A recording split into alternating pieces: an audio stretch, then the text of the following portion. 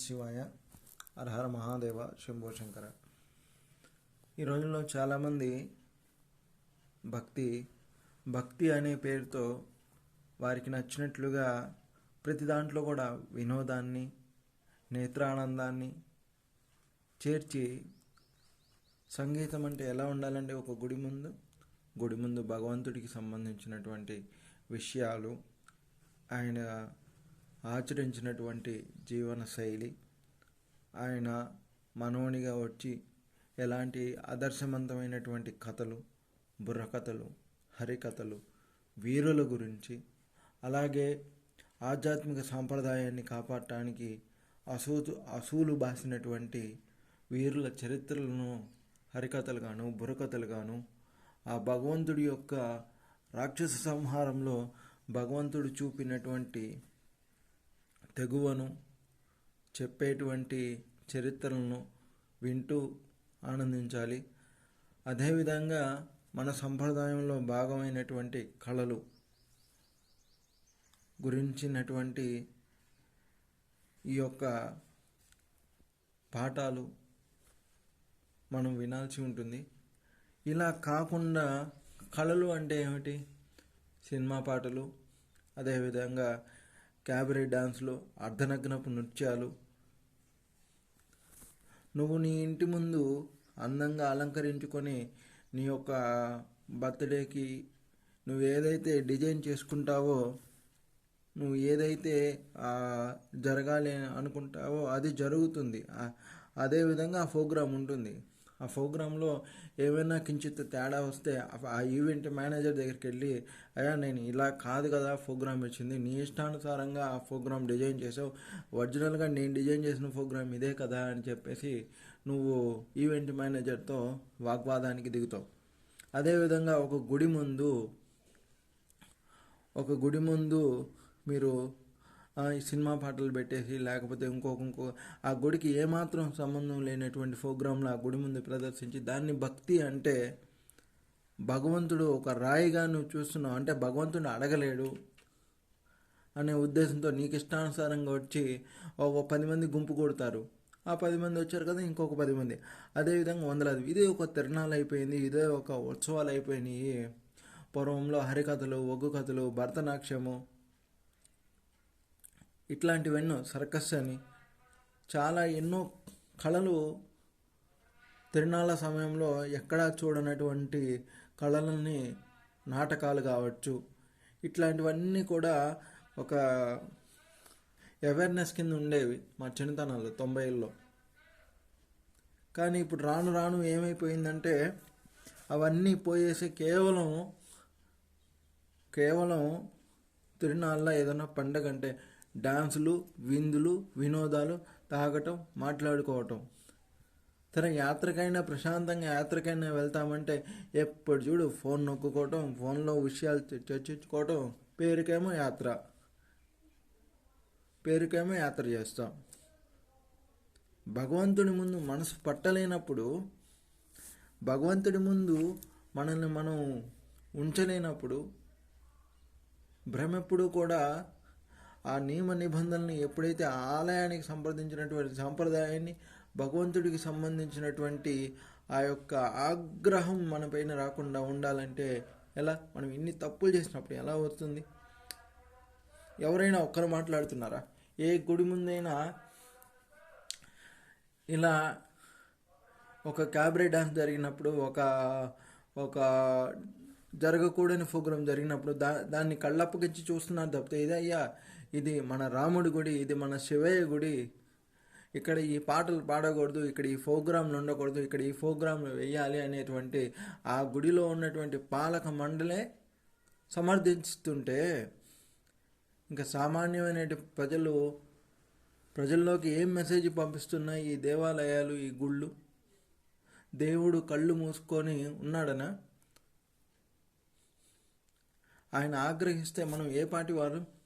మన అవసరాలకి, మన శుభకార్యాలకి, ప్రతి దాంట్లోనూ పాశ్చాత్య సంస్కృతిని తెచ్చి మన సంస్కృతిని తొక్కిపెడుతున్న సందర్భాలు ఎన్నో ఉన్నాయి. మన తెలుగుదేశంలో మాత్రమే మన భాషని మనము, మన సంస్కృతిని మనము అణిచిపెట్టుకుంటున్నాం. ఒక్కసారి పక్క రాష్ట్రాల్లో, పక్క దేశాల్లో వాళ్ళ యొక్క యూనిటీని చూడండి. ఎంత ఎంత యూనిటీగా వాళ్ళ ఆచరణలు, వాళ్ళ వ్యవస్థలు ఉన్నాయో. నేను దాన్ని తప్పంటలే. విడి సమయాల్లో నీ ఇష్టం వచ్చినట్లు నువ్వు ఉండు, అది తప్పు కాదు.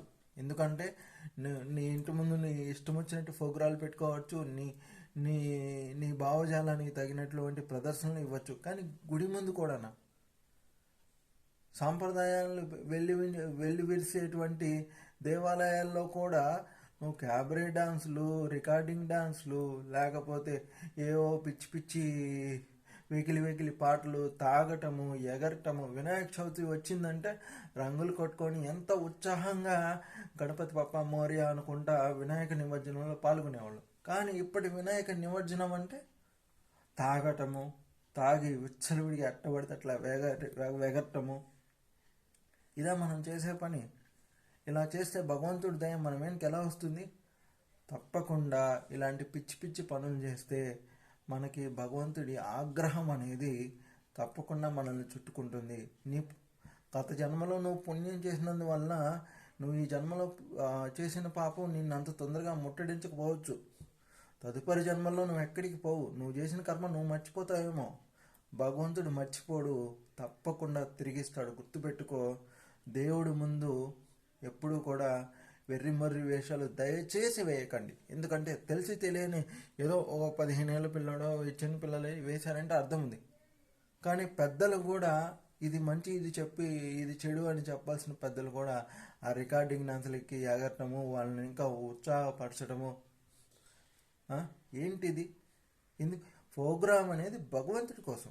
ఒక తిరునాళ్ళలో ఏదైనా కార్యక్రమం చేస్తున్నాడంటే, ప్రభ ఊరేగిస్తున్నాడంటే భగవంతుడికి సంబంధించినటువంటి ప్రభలు ఉండాలి, భగవంతుడికి సంబంధించినటువంటి కథలు ఉండాలి, భగవంతుడికి సంబంధించినటువంటి నేపథ్య గానాలు ఉండాలి. అంతేగాని నేను ఎవరిని విమర్శించడం లేదు. ఒక భగవంతుడి ఆవేదనను ఏమో ఆ శివయ్య నా ద్వారా మీరు వింటున్నారేమో, నా దాంట్లో నేను మాట్లాడుతున్నటువంటి మాటల్లో న్యాయం ఉంది, ఆ శివయ్య ఆశీస్సులు ఉన్నాయని మీరు భావిస్తే, ఆ శివయ్య ఆవేదన ఉందని మీరు భావిస్తే, ఇక నుంచి కూడా మీరు ఎవరైనా సరే దేవాలయాల్లో కానీ తిరునాళ్ళలో కానీ ఇలాంటి పిచ్చి పిచ్చి పాటలు పెట్టి వెగిరి అసలైన సంస్కృతిని వెతికితే దొరుకుతాయండి. ఒగ్గు కథ చెప్పేవాళ్ళు ఉన్నారు, హరికథ చెప్పేవాళ్ళు ఉన్నారు, బుర్రకథ చెప్పేవాళ్ళు ఉన్నారు, భరతనాట్యం ఉంది, కళలు ఉన్నాయి. వెతికి తీసుకొచ్చి తిరునాళ్ళ రోజున వాళ్ళందరినీ ఒక్కొక్క ప్రదర్శన ఇప్పిస్తే ఎంత సందడిగా ఉంటుంది.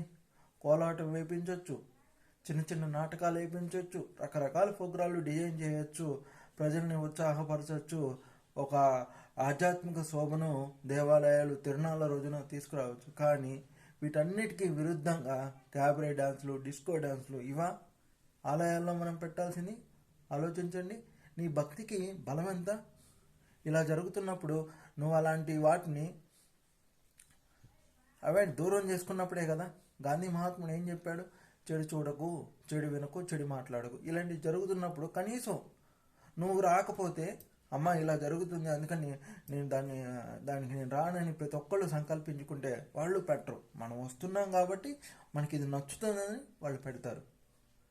గుడిలో ఏముండాలో గుళ్ళో ఉండాల్సింది గుళ్ళోనే ఉండాలి, బడిలో ఉండాల్సింది బడిలోనే ఉండాలి.